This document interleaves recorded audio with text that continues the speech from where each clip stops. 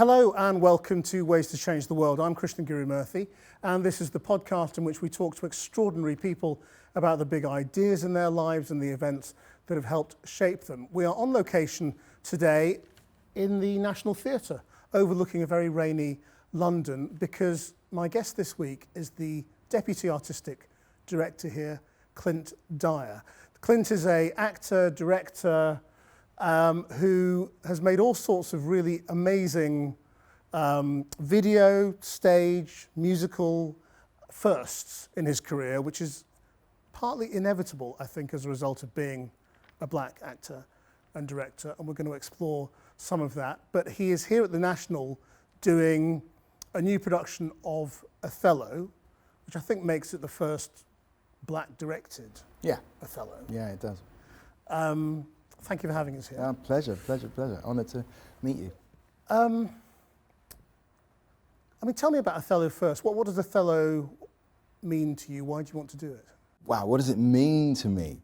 So obviously, Shakespeare means a lot to me. As a writer, as an actor-director, he is somebody that not only do we hold up as one of the greatest writers, you can't leave his work, i.e. either watching it or reading it, without having such admiration for his use of language. To not appreciate Shakespeare is it goes against the whole idea to actually want to be in this business, to want to tell stories. So me trying to get involved with Othello has been a tricky road, for obvious reasons and maybe some not so obvious.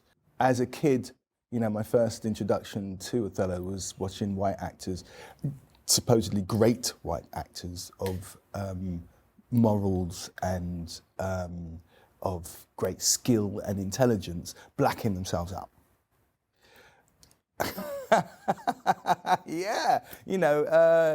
So it was always met with contradiction. I want to be in this industry that holds up this great writer who supposedly was okay with the lead characters blacking themselves up. Then you start to learn a bit more about what writing is and what theatre is and what and how an interpretation of a story is the key.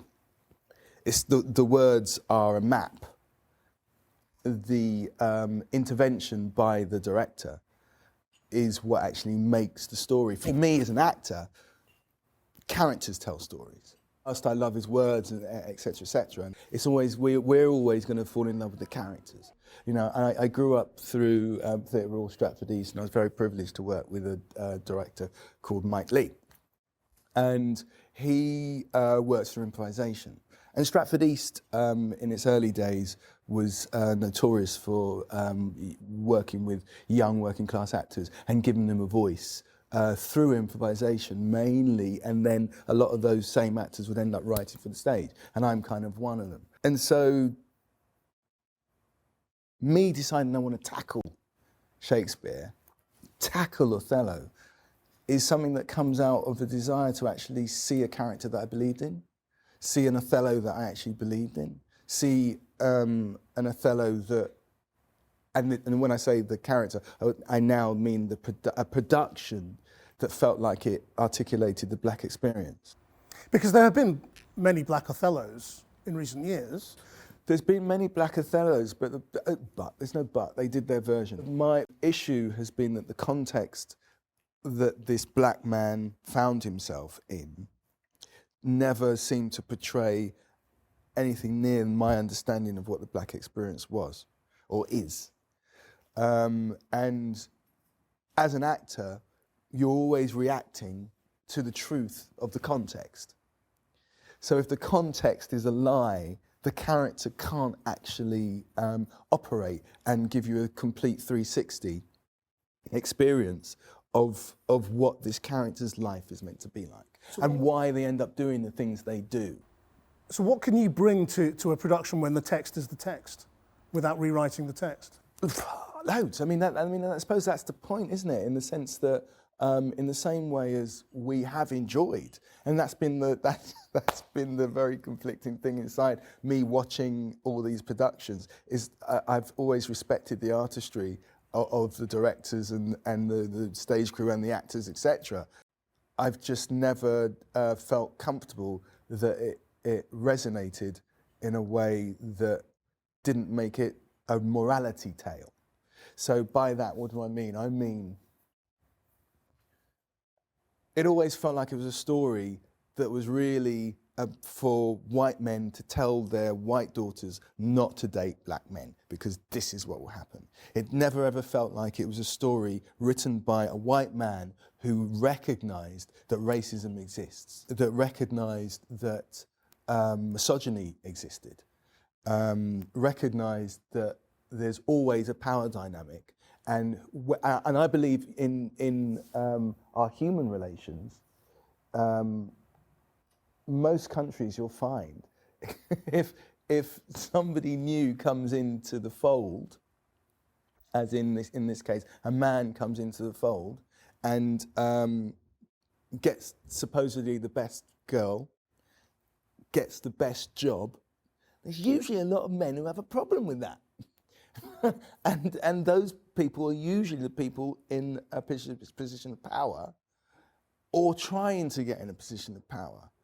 And so again, Shakespeare's talking about how we operate, how humans operate in this system by which you have, there's the haves and the haves not, and the haves not will do anything to keep anybody out so that they can have. And the haves are very happy to keep this dynamic going on down there. And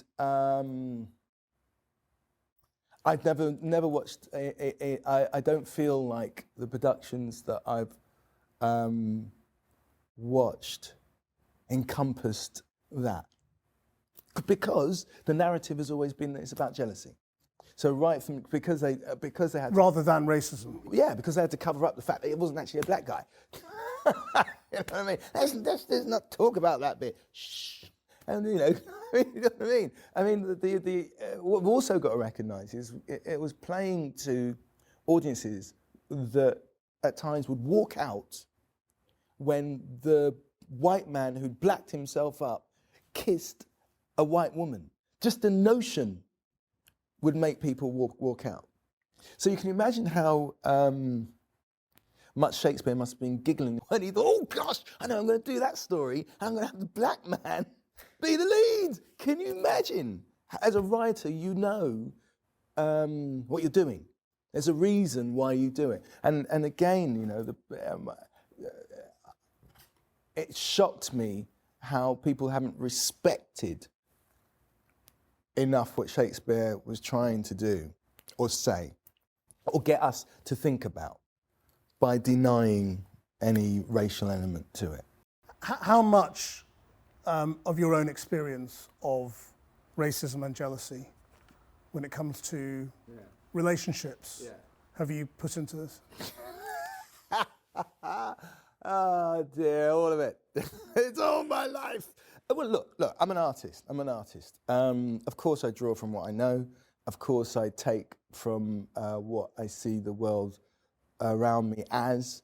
You know, I believe that we should always, as artists, be trying to reflect back at the world what is offered.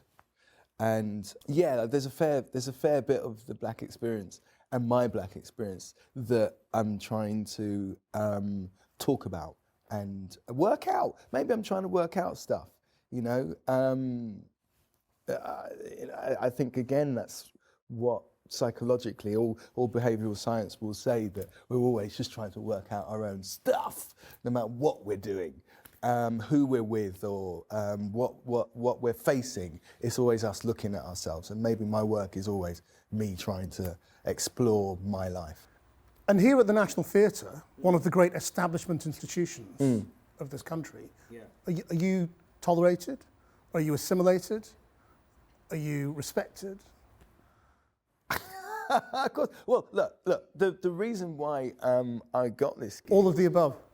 Yeah, I think it's all of the above. I'd hope to believe it's all of the above, but I know I'm pretty damn sure if I hadn't acted in a play here that won us and had a lead part in a play that won us an Olivier, if my first play that I directed hadn't gone to the West End, if I didn't have a play that I wrote and directed on at the in the Dorfman that was a hit, if I didn't come back the next year and do Death of England Delroy, I don't think there's a kind of reason why those things have happened. To get into my kind of position, there's a level of work that has to have been made to get this kind of opportunity. So to use me as an example of the progression of the National Theatre or the absolute inner workings of the theatre industry would be a mistake. I think, it takes much more nuanced conversations and deep level thinking to really say that me being here is like a symbol of where we are. All right, an example. I'm obviously not likening myself to the man at all, but I'm just saying, you look at what happened with Barack Obama for 10 years in America, and then the next time we've got Trump. That is a clear example that actually it wasn't because America has suddenly forgotten about race. You say this is also about misogyny. Yeah. Just explain that. I'm in a place where it's a discovery. It's a discovery to me how misogynistic the piece is. Like I said, I'm flawed, and I'd been looking a lot at Othello as a piece solely about race. It's not that I didn't notice that two women end up dead on the stage. It's just at the end. It's just that my male concerns superseded it, much to my regret. Having worked on it, it's shocking. And actually a lie. Actually, I've just told a lie about myself. Actually, I remember watching a production, Cheek by Jowl production. I think it was at the Barbican many years ago. And there's a scene between Emilia and Desdemona. For me, that scene landed more than any other scene in it.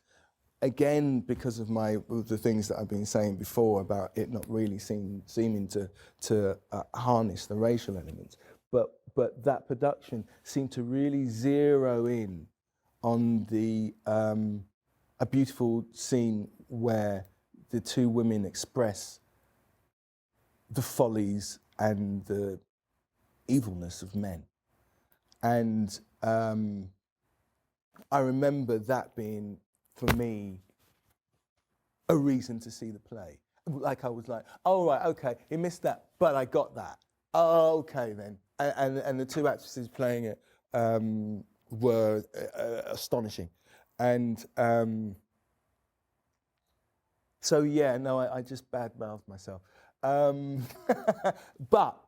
I It's interesting you do that though, isn't it? In order to tell a story, I suppose. What? To say, well, yes, you kind of admit to a blindness that you didn't actually have in order to I don't know if you'll tell the narrative of what you're doing. Yeah, and I think this is an issue for global majority when they are recognising that they're saying something controversial to the majority, non-whites, is that you kind of always want to make sure that people understand that I'm not God, and I know I'm not God. And so sometimes you play your own stuff down to make everybody feel equal, because I recognise that we are. So yeah, it's an interesting little thought line you just exposed there. Thank you. Well, you exposed it yourself, actually. But let's talk about how you've got here, because there's a lot I want to talk about in terms of the shows you've done and Get Up, Stand Up and all the rest of it. But we kind of need to understand how you've got here. So, what was your childhood? I grew up in Upton Park, Forest Gate, just around the corner from West Ham Football Ground, amongst, as you can imagine, deep-seated racism and bigotry and weirdness. It was at that time the poorest borough in the country. Think about that, poorest borough in the country in London. Yeah, and we learnt a lot about how to survive, how to hustle. Is that the right word I really want to use? How to be canny, how to find the holes, find the spaces. I recognised at a young age that, one, I had to work harder than everybody else, especially as I was dyslexic. I sometimes talk to my kids about if they want something, they have to go back to charm school. Obviously, I didn't teach you charm school well enough. That is not the way you're going to get that. And I think it was encouraged, or it felt necessary, to be able to talk your way in and out of things. Is this you reflecting on childhood with hindsight, or is this how it felt at the time? No, I think it's in hindsight. I think it's in hindsight. I think it was a kind of, you had to know how to talk to people who wanted to beat you up, or who wanted to put you in jail for something you didn't do, or a teacher who wanted to fling you out of the class, or you had to be able to talk your way you had to work people out. You had to work out, how am I going to get round this issue? This person here might think this. They're coming to me with this. So how am I going to make them not think that, think what I want them to think? Because you're talking as though racism is absolutely central to your existence all the time. Of course, yeah. In every experience. In every experience. Is that how you felt then? Yeah. Oh, yeah. Very young age. I remember, what was it? Someone called, I went on a school trip. I was about 7, 8. I can't remember what zoo, something like that. And driving in a coach through Chelsea and looking through the window, 6, 7-year-old Clint looking through the window. And as this man, I caught this guy's eyes. This grown man. For those just listening. Sorry, yeah, we're on a podcast. You've mouthed the N-word. Yeah. And I'll tell you what was the most disturbing thing for me as an adult looking back at that, is I didn't tell anybody.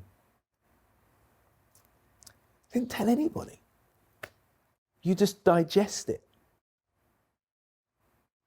I've had all sorts of abuses, in my childhood, things I'm not prepared to talk about on this. Anyway, I'm just not prepared to talk about some of them. Without pressing you on what they are, just explain why there are things you don't want to talk about. Is it because they're too upsetting? They're too upsetting, they're too personal. There's been... Because that's quite surprising in itself for someone who's prepared to talk very openly about racism and racist incidents. Yeah. But there's places you don't want to go. There's places I can't go. Maybe I haven't dealt with them. I've got lots of friends, funny enough, who are in a better position to be more open about their stuff.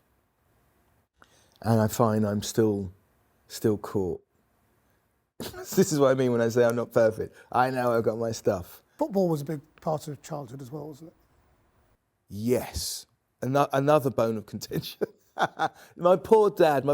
So my dad was a massive West Ham fan, and there was a lovely man, a Jewish man, who owned a shop called Murray's, and he used to sell these. I can't remember what it was, but there's something he used to sell for West Ham United, and so they gave him 2 complimentary tickets. He didn't like football, so he gave them to my dad. My dad was just one of those really, really even, nice men. Just worked really hard, nice man. So it was no coincidence to me that of all the people that Murray could have given the tickets to, he gave them to my dad. Only problem was, my dad would take me. Of course, it's West Ham, and certain matches he wouldn't know that it would be as rough as it would be, or that the when we might have a black player or they may play a black player. To cut a long story short, often they'd be booing the black players and throwing bananas on the pitch at the only man that looked like my dad. It's a weird thing when it's not you. So as a kid, it's one thing internalising the racism that happens to you. It's another thing when you're looking at your dad and you recognise that they're throwing bananas at somebody that looks like my dad. And I gave up football, literally just lodged it completely. Because of that? Because of it. I mean, it just got too much. I got to about 14, 15. And, obviously I loved football, so I put up with it. And, and it was just like, oh, okay, this is part of it. Outside West Ham football ground for way too long. I mean, it shouldn't have been there anyway, but it was there for way too long. It was a picture of a gorilla with a joke outside of it. What's the difference between a black man and a gorilla? The black man won't steal your handbag. I remember there was a guy who I told this story the other day, actually. I hadn't forgotten it. There was a guy who I sat next to in school, and one summer, I won't mention his name, because hopefully he's a bit more sensible now, but one summer, he came back from summer, and he was a skinhead. Proper full-on... At school? At school, sitting down next to me. Skinhead. And completely, I don't mean like, just dressing up. Yeah. It's just like, right, yeah, I'm not speaking to you lot. I'm a skinhead. I was just like, to think you were so close to it. And of course, it's been an absolute challenge to circumvent everywhere you go. It's been a road, this country. And how did you get into drama? I did a play called Things Ain't What They Used to Be, which was a Joan Littlewood play from Theatrical Stratford East. And I played a character called Horace. And Horace had about 3 scenes. And every time I finished my last scene, in about 4 or 5 productions that we did, not productions, shows that we did, I got clapped off. And I remember everybody in the cast being like, and me being like, where did, well, not at the end, they always seem to every time. And I'd do the next one, and everybody like, ah, as I went. And it was kind of like, oh, that's a time, maybe there's something here. And then one of the guys who was older than me, a group actually, went to the Theatrical Stratford East workshops every Saturday morning, and they insisted that I go with them.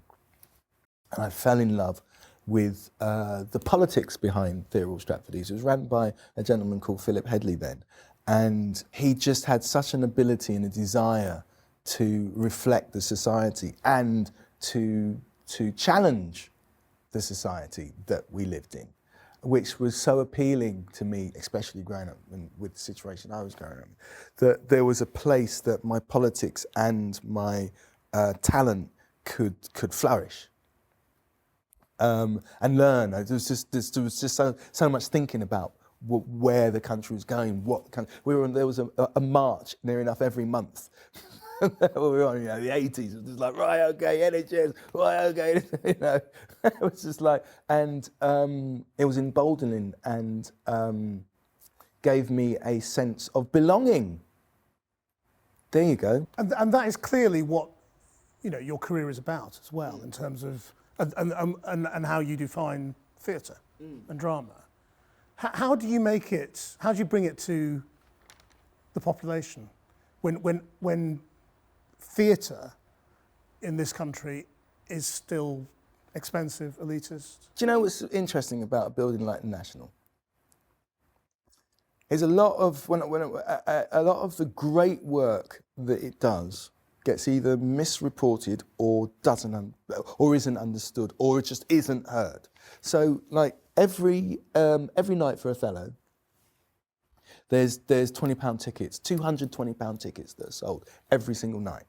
There's a Friday rush thing that's there also that we do, which is £10 tickets on a Friday. And that's always been the case, but theatre is still not seen by many people as accessible. accessible. No, it's funny.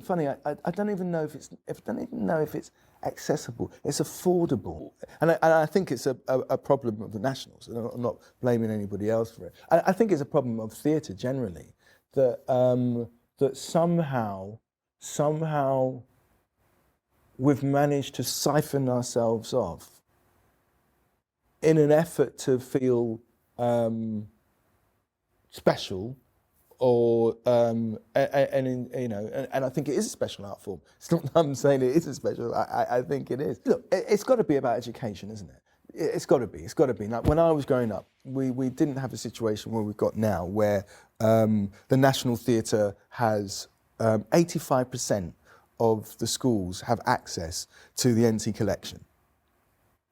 That's a lot of schools, and that's a lot of theatre that is now provided, that makes all these school kids understand that actually the National Theatre is their theatre. It belongs to them because it's in their school. It's as easy and simple as the books that are put on your table. You can access it and just watch it because it's available to you, because it's your mum and dad pay taxes, and this is why they pay taxes, for you to be able to come and watch these plays, because they're subsidised. It's not the commercial market. It's subsidised. It's ours. Trying to get that messaging out is something that I feel is a deep responsibility of mine. Getting people to really embrace all of the social benefits that our country provides because of the taxes we pay. It's ours. NHS is ours. Police service is ours. We have to be responsible for the things we pay for. Because I suppose the sort of the easy answer would be, well, we film it, we put it on Netflix, we put it on video, whatever it might be, and that's how people can access it. That's not good enough, is it? No, it's not. No, it's certainly not. What's great about what's happening with the fact that it can be filmed, and what I was alluding to is the accessibility of it. So I mean, again, we've got, if I get my numbers right, 130 schools are coming to see Othello. That's a lot of school kids. We're doing a convention for 250 schools in January that have started. 250 schools have signed up, I should say. It's about educating our young people that this is theirs. I didn't have that. I grew up thinking Stratford East was the only, well, I wasn't thinking, it was the truth. Stratford East was the only place virtually, I'll say virtually, that was putting on black work by black people about black people in Britain. So there were other places that were putting on American work, but when I grew up there under Philip, our agenda was to put on work that reflected its society, its local community. You mentioned having dyslexia. So how does that work with text and learning lines and being an actor? I realised how obsessive I was. I generally made this kind of thing where I didn't want to date any actresses, and not because actresses aren't cool or anything. It was just I'm a bit private, and so I kind of recognised that it's like sleeping with people in your work, and and everything's gonna get around about you. And so for years I didn't. No, not dating any actresses. No. And then I did. And I watched her process. And it came to my knowledge how quickly she could get the lines in her head, and how hard I had to work to get the lines in my head. And so an audition would take her an afternoon to learn. It would take me 4 or 5 days. To read the script would take me virtually the whole day. It would take her a couple of hours.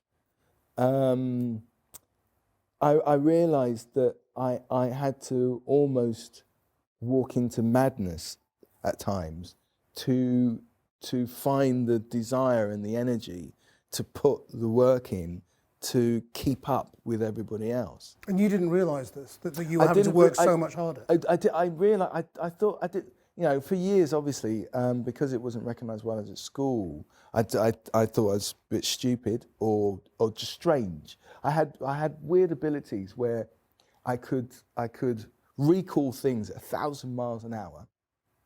I used to play games with people, sort of speed of thought games with people, and then somebody asked me to spell something and I couldn't spell it, and I'd revise for an exam, come in and look at the exam, and really I can't remember any of it because I didn't revise in the right way, and then have to act that I had a stomachache. Or create some kind of diversion to get me out of the class so that I didn't have to answer this reason, you know. And so my life has always been a way of trying to hide my dyslexia. I want to ask you about the projects you pick. I mean, you've recently done the Bob Marley musical. Yeah. Stand-up. Yeah. Huge success. Yeah. And you're about to do a show about Muhammad Ali. Yeah. Yeah, very exciting. You know, whilst I think the projects have come to me of later because of the type of projects that I chose to do earlier on in my career. So you'll find that most of the work that I've endeavoured to make happen myself, i.e. films like Sus and, you know, the things that I've acted in, chosen to act in, or got the parts in. And you could argue that I've invested much more heart in going into the loopy place in myself to get the job that had something to say about the world we live in.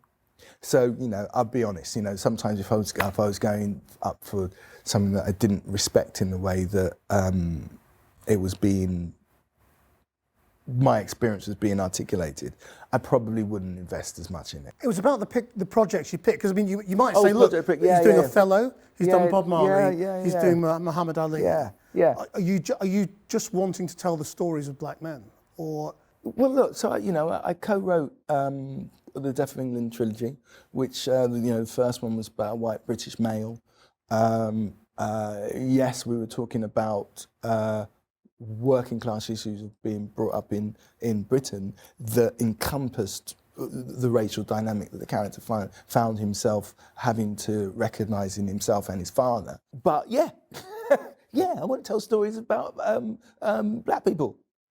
I don't know why I'm trying to pussyfoot around that. Yeah. Yes, I do. I do.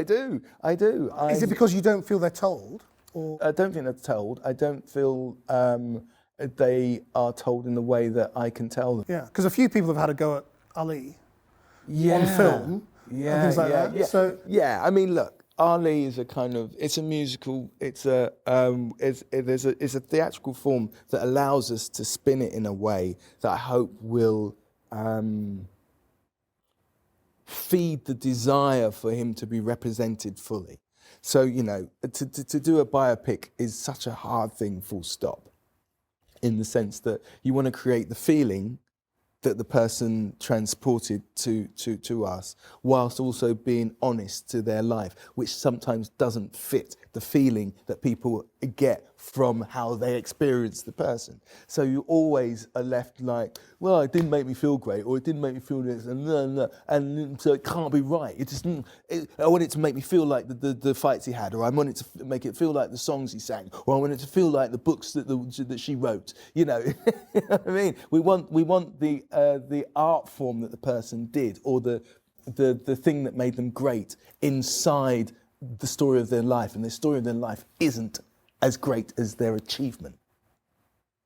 So I'm hoping that with the way that music works, that I can create a situation that can still hold the elements of his life that may be controversial or may be challenging, and hopefully allow music to still allow us to feel what he offered and what he gave to us as a person. Get Up, Stand Up is your musical about Bob Marley, and it's a huge success. People saying they really love it. Why did you want to tell his story? I grew up in a Jamaican household.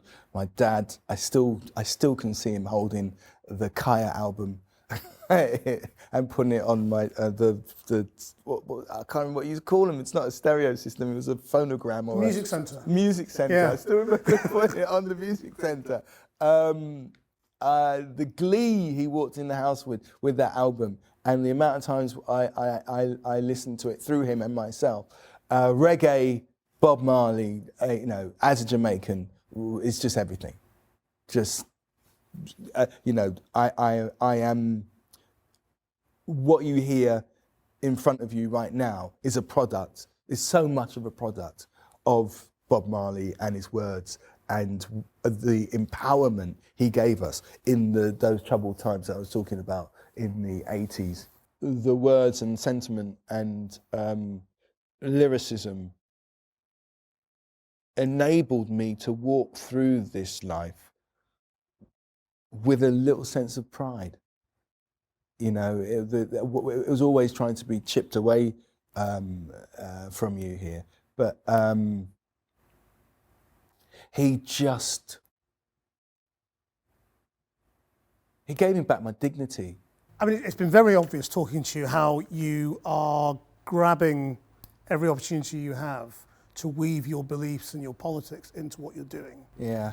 On stages around the world. If you could change the world, how would you change it? If I could change the world, I'd make it everybody's central priority, their primary aim, to look after this planet. And when I say look after, I don't just mean look after. I mean build and adore the planet that we live in. And when we look at the structures of the way that the world runs, we know that if we actually had that as our core belief and our core destination, racism, poverty, all those things would have to subside, because you can't say you're actually looking after the thing that we have that belongs to all of us, unless you're actually putting all those other things in place to make sure that people are looked after inside that. So that would be the thing I'd want to do. Clint Dyer, thank you very much indeed. Thank you.